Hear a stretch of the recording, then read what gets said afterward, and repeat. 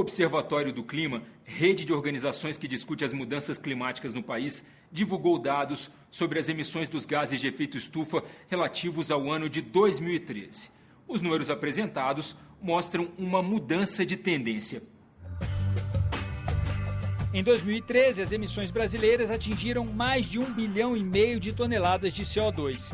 Esse valor é o maior desde 2008 e representa um aumento de 7,8% em relação ao ano de 2012, uma reversão na tendência de redução que vinha sendo registrada desde 2005. O setor de mudanças de uso da terra, que abrange o desmatamento, a degradação dos solos e a queima de resíduos florestais, sofreu maior aumento em relação a 2012, impactado pelo crescimento do desmatamento na Amazônia e no Cerrado, 16,4%. Esse setor produz a maior parcela das emissões, 35%.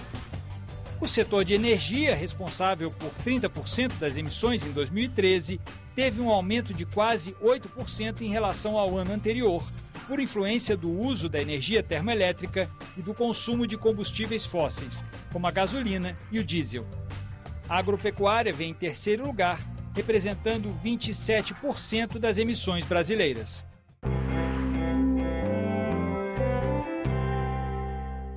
A Subcomissão de Resíduos Sólidos aprovou o relatório da senadora Vanessa Graziotin, propondo a prorrogação para 2016 do prazo para a extinção dos lixões no país. O prazo previsto originalmente na Política Nacional de Resíduos Sólidos era agosto de 2014, mas foi cumprido por menos de 20% dos 5.700 municípios do país. Ao longo do ano, a subcomissão ouviu representantes de diversos setores relacionados com a matéria, de catadores de lixo a empresas de coleta, além de técnicos do Ministério do Meio Ambiente e representantes de setores produtivos.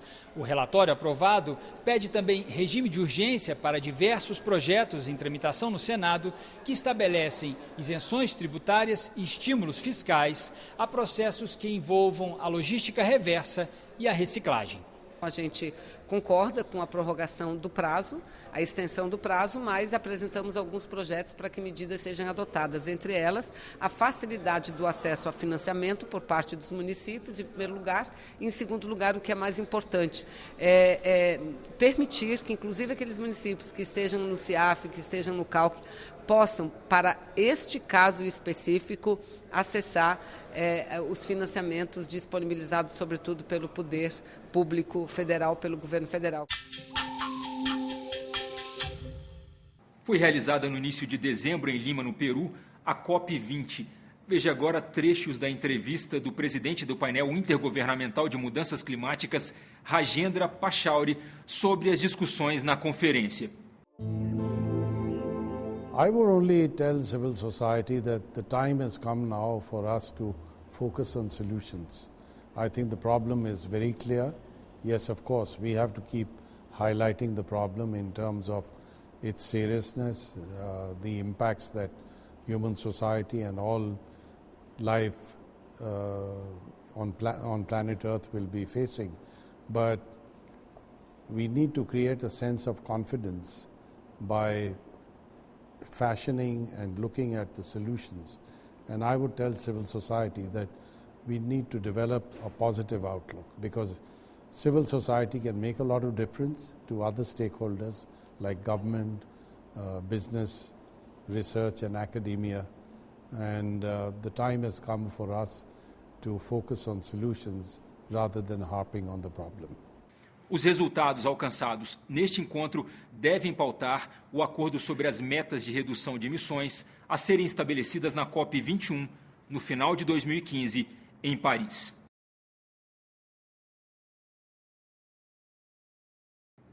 A polêmica sobre o desmatamento na Amazônia. O Ministério do Meio Ambiente apresentou dados que mostram uma redução de 18% no ritmo de corte das árvores entre 2013 e 2014. As informações contradizem dados fornecidos pelo próprio governo através do sistema DETER, que é o sistema de detecção de desmatamento em tempo real, que faz um acompanhamento diário em áreas acima de 25 hectares. Os dados dizem respeito ao desmatamento nos meses de agosto e setembro de 2014. 1.626 quilômetros quadrados de florestas foram derrubados, um aumento de 122% em relação ao mesmo período do ano passado. A medição foi feita pelo sistema DETER, que verifica o corte raso e a degradação florestal a partir de imagens de satélite. O DETER, Sistema de Detecção do Desmatamento em Tempo Real, entrou em operação em 2004, com a finalidade de emitir alertas do desmatamento em intervalos inferiores a 15 dias. Em 2011, com aperfeiçoamentos, os alertas passaram a ser divulgados diariamente. Além disso, o Instituto Nacional de Pesquisas Espaciais, o INPE, vinha publicando todo mês análises dos dados consolidados. Mas agora o governo federal anunciou que a divulgação dos dados do DETER passará a ser trimestral. O assunto ganhou destaque no Senado. 122%, senhor presidente, em relação aos meses de agosto e setembro do ano passado. Um crescimento absurdo, inaceitável. Exige do governo federal o aumento da fiscalização, o cuidado redobrado. Desmatar a Amazônia, transformar uma floresta biodiversa como a floresta amazônica em monocultura, realmente é um crime contra a humanidade. Isso precisa ser detido. Eu acredito que nos próximos meses a tendência é cair o desmatamento, até porque começaram já as chuvas na Amazônia, já começou a chover. E quando começa a chover não tem mais queimada, não tem mais derrubada. Eu acredito que, como o aumento foi muito expressivo, isso acendeu um alerta no governo e eles vão intensificar a fiscalização. Mas, na verdade, enquanto a gente não mudar essa questão econômica relacionada à pecuária, que hoje é o que está promovendo a maior parte do desmatamento da Amazônia, inclusive com financiamentos públicos para a cadeia produtiva de carne bovina, vai ser muito difícil a gente combater. Nós temos que atuar nas duas pontas. A fiscalização tem que ser intensificada, a detecção dos pontos de desmatamento também, mas tem todo um lado econômico que fomenta o desmatamento.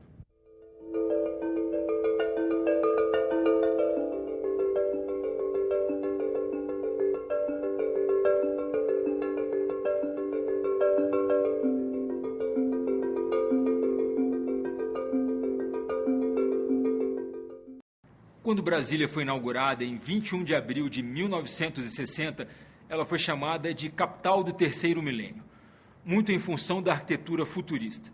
Hoje, Brasília continua moderna, mas já apresenta outras qualidades, além dos monumentos de Niemeyer. Conheça agora Brasília, a capital das árvores. Entre as linhas de concreto que formam o desenho de Brasília, o verde se espalha. A cidade do concreto modernista de Niemeyer é também o território das árvores. Somente no plano piloto são 15 mil delas, nas áreas residenciais, que renovam a vida na capital do país. Para chegar até aqui, Brasília percorreu um longo caminho. No começo, muitas árvores foram derrubadas para dar lugar ao projeto da cidade. O cenário dos primeiros tempos era árido e desolador. Aos poucos, a cidade foi sendo replantada, mas a experiência inicial fracassou. Depois de 10 anos plantando árvores, Brasília teve que encarar uma dura realidade. As espécies trazidas para cá não resistiram ao clima do Cerrado. Em 1973, 50 mil árvores morreram. Aquele ano significou um novo começo, um novo ciclo para a área verde de Brasília. Depois disso, as espécies do próprio Cerrado e outras exóticas serviram para reflorestar a cidade. Qual foi a ideia na época dos técnicos que trabalhavam com a arborização? Escolher espécies que se adaptassem melhor a essa região. Então, mundialmente começa uma tendência o quê? Usar espécies que são bonitas, que foram escolhidas para serem plantadas porque elas têm um potencial paisagístico, mas também o quê? Espécies nativas de cada região. Então, procurar privilegiar o plantio de espécies que fosse nativa. E isso procurou ser feito aqui, realizado aqui em Brasília. A professora Roberta Lima é uma conhecedora profunda da área verde em Brasília. Durante quase um ano, ela percorreu a pé todas as quadras do plano piloto para catalogar, uma a uma, as árvores da capital da República. A tese de mestrado proporcionou um contato íntimo com árvores mais antigas que a própria cidade. Essa árvore, eu acho que ela tem um valor, assim, para a cidade incrível, porque ela é uma sucupira branca, é uma espécie nativa do cerrado, muito comum no cerrado típico, e pelo tamanho dessa espécie, e pelo tamanho principalmente do fuste ou do tronco dela, a gente consegue atribuir que ela tem mais de 100 anos. Então ela é uma árvore, deve ter mais de 150 anos, ela é uma árvore que ela é um remanescente do período da construção, ou seja, ela já estava aqui antes, ela viu Brasília ser erguida, e é uma espécie assim, extremamente bonita. Quando ela floresce, então, ela tem uma floração, um tom lilás, é muito bonita. A gente percebe que tem algumas espécies que são nativas, mas infelizmente elas ainda não são nativas do cerrado típico, que era o bioma original dessa área do plano piloto. Eventualmente encontra alguma espécie até remanescente do período de construção. Conseguiram permanecer mesmo com a construção da cidade. Mas a grande maioria plantada, ela é do bioma cerrado, mas não da fitofisionomia do cerrado típico. É de mata, normalmente de mata de galeria ou de mata seca. Por quê? Porque normalmente são espécies que têm um crescimento mais rápido lá na produção do viveiro e mesmo depois plantadas no ambiente urbano. Desses 15.200 indivíduos, a gente contabilizou 162 espécies, o que é uma quantidade positiva. Mostra que a arborização de Brasília ela é bastante diversificada. Essa espécie é o landim ou o guanandim, é uma espécie de mata de galeria do cerrado. Ela tem um potencial, hoje é muito usada até para fazer plantios de recuperação de área degradada. Pessoal que precisa fazer plantio para enriquecer as áreas de mata, é uma espécie que a gente indica. E pode ser usada também com sucesso para arborização urbana, contanto que a gente leve em consideração a questão do espaço que ela precisa para poder se desenvolver.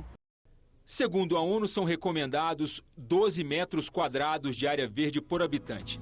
Como exemplos no Brasil, São Paulo possui 40 metros. O Rio de Janeiro, 56,4 metros com a ajuda da maior floresta urbana do mundo, a Floresta da Tijuca. Brasília possui a marca admirável de 120 metros de área verde por habitante. Para manter a flora da cidade, existe uma estrutura em funcionamento. O órgão governamental responsável pelos parques e jardins da cidade planta anualmente 150 mil mudas. 1.000 jardineiros trabalham na manutenção do patrimônio verde. Em todo o Distrito Federal existem cerca de 150 milhões de metros quadrados de área verde. Fomos conhecer o Viveiro Público de Brasília, que tem capacidade para 600 mil mudas. É neste lugar que surgem as árvores da capital do país. Aqui, nessa área aqui, onde nós inicia todo o processo de produção. Aqui nós estamos dentro da, que nós chamamos de maternidade, onde todo o processo começa da produção. Aqui nós fazemos o semeio e depois do semeio nós produzimos a muda, né, nesses recipientes que são chamados de tubetes, né? E a muda que após atingir um desenvolvimento, atingir uma perfeita formação do sistema radicular, então elas são transferidas para outra área. Aqui nessa área é que nós temos uma capacidade de produzir em torno de 187, 190 mil mudas, unidades de árvores, né? E qual o destino dela? Toda para a arborização de Brasília. Então tudo que é produzido aqui é destinado para a arborização. Nós mexemos aqui aproximadamente em torno de 180 espécies diferentes. Dessas 180, 80% delas são espécies nativas do Cerrado.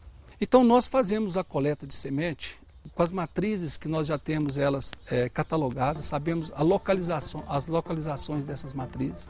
Elas podem localizar dentro da cidade, essas matrizes, e esse trabalho de coleta dentro da cidade ele é feito quase que diariamente. E ao longo do ano também, em determinadas épocas específicas, nós temos essa equipe saindo num raio de 500 quilômetros de Brasília, em áreas de cerrados ainda nativos ainda, né?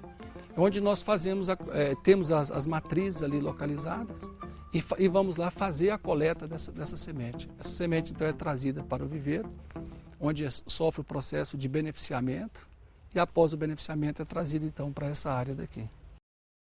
Atualmente, pensar em arborização urbana, pensar na inserção de parques urbanos, precisa ser pauta do planejamento urbanístico das cidades.